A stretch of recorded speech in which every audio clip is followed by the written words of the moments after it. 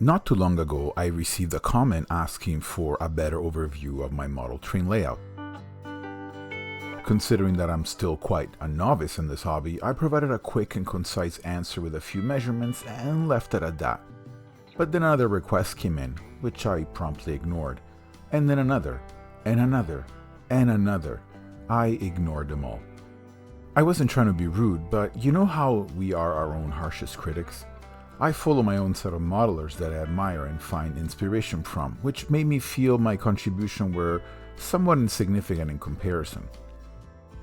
Take MLWQC's spectacular slice of Quebec, for instance, featuring photorealistic weathering along with beautiful scenery that looks straight out of a museum. Or Dave Todd's layout, which showcases heavily reworked small engines that purr like Swiss clocks, running on what appears to be one of those iconic classic layouts from Model Railroader in the 1950s. And if you're into really small switching layouts, there's a new channel by the name of Wapato Creek that reminds me of where I was when I started, that focuses on a less is more philosophy with an hilarious self-condescending, get-it-done attitude that I truly admire. And while these modelers are all in their own way further down the track that I am, I'm not trying to downplay what I'm doing. If anything, my learning experiences have been great, even if sometimes it is kind of weird that you find yourself satisfied with your own work. For example, I really like how good this came out, and what's even more amazing is that I did this. Let's be honest, how often does that happen? But what was even weirder to me was that others liked what I was doing and wanted to know more.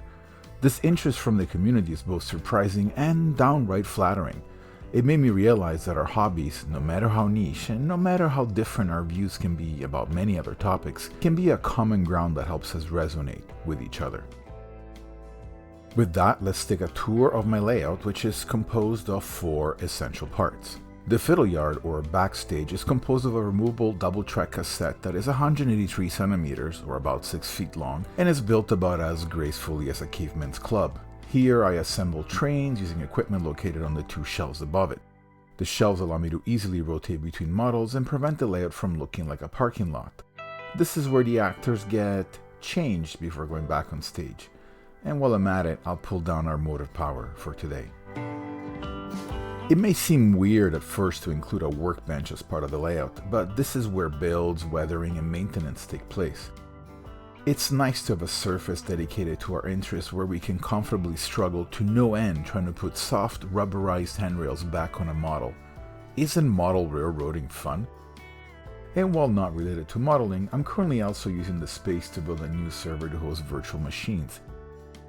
Having a flat, clean, and organized surface dedicated to our many interests helps getting things done, rather than having to unpack and then repack on a shared surface each time, which can be a real motivation killer, never mind those handrails. Located both under the fiddle yard and the layout is storage space, leaving everything looking nice and neat so that the layout looks like it belongs to the room, rather than being an eyesore, which is always looked down upon by household management. Under the layout I store models that are used often, as well as many empty boxes and kits I have yet to get to, if I ever will. Under the fiddle yard, I store items such as cameras, tripods, paints, and then there is that bin that stores all kinds of random things I should probably throw out, but for a reason I can't explain to myself, I keep keeping. Anyway, as we're doing a tour, I finally have an excuse to pull out my business car and we can ride in style. And don't tell anyone, but this was the real reason I made this video.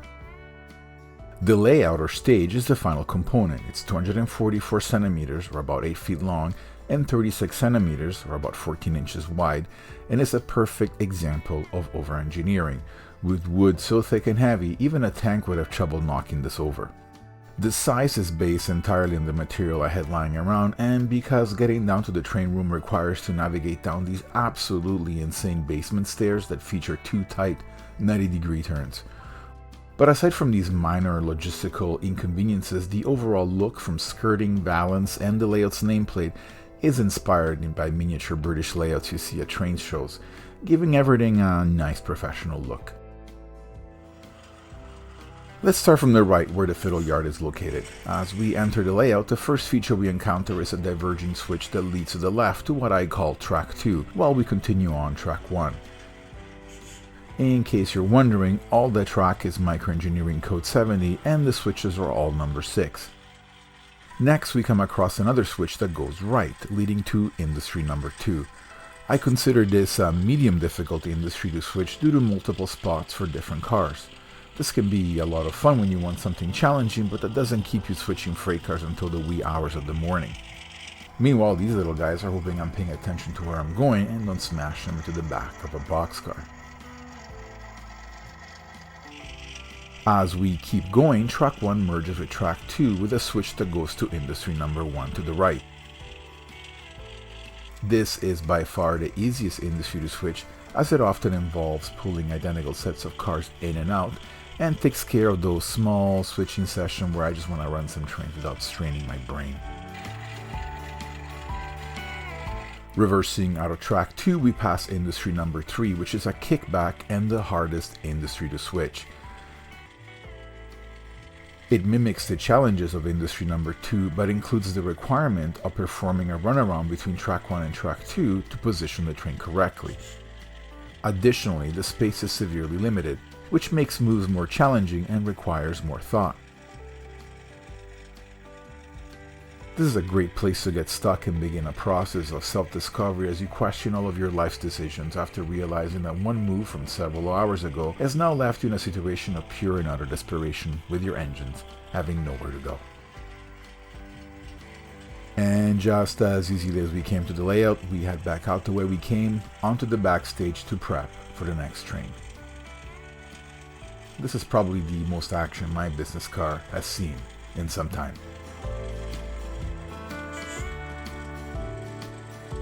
While it is nice that people like my model railroad, it is important to remember the essence of what one wants in a layout. If you're planning on building a layout, your first step isn't to lay down track, but to figure out what it is that you're after, what can ultimately stay, and what has to go, or you'll end up with something that looks like a toddler's attempt at spaghetti art. Looking at my shopping list, I wanted an achievable layout, one that could be completed in my lifetime.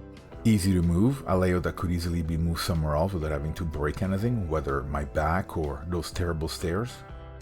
Consideration for consistent units. I love operating consistent units, even if it is somewhat overkill and maybe a bit ridiculous when a layout's so small. It's like trying to fit a battleship in a bathtub. But this was important to me, so it was important to design the layout to give the impression of being spacious to fit them in. Variable difficulty. Switching operations of various degree of difficulty depending on time available, mood, and whether or not my brain was working.